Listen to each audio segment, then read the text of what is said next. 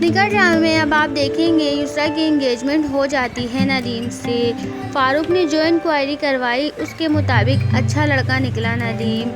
उधर फारूक नदीम से कहता है मेरी एक शर्त है, तुम्हें घर दामाद रहना होगा। उधर फारूक अपने दोस्त की बेटी जो कि हमदान की यूएसए की फ्रेंड हूर है, हमदान के रिश्ते का उससे कहता है, वो मान जाती है। वहाँ इवेंट में फारूक अनुषा को हूर से मिलवाता है और कहता है अनुषा ये मेरी होने वाली बहू हूर है। उधर अनुषा हमदान को मुबारकबाद देती है और हमदान हैरानी से पूछता है ये किस बात की मुबारकबाद दे रही हो तुम। अनुषा कहती है ये अपने बाबा से पूछो।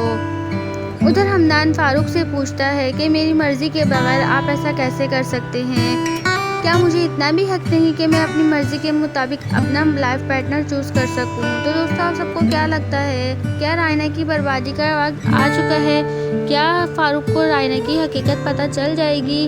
कमेंट्स करके हमें बताएं। आप में से बहुत से व्यूअर्स चैनल को सब्सक्राइब नहीं करते, प्लीज़ सब्सक्राइब करके हमारी सपोर्ट करें ताकि हमारी मोटिवेशन बनी रहे और मज़ीद अपडेट्स आपके लिए लाते रहें। शुक्रिया।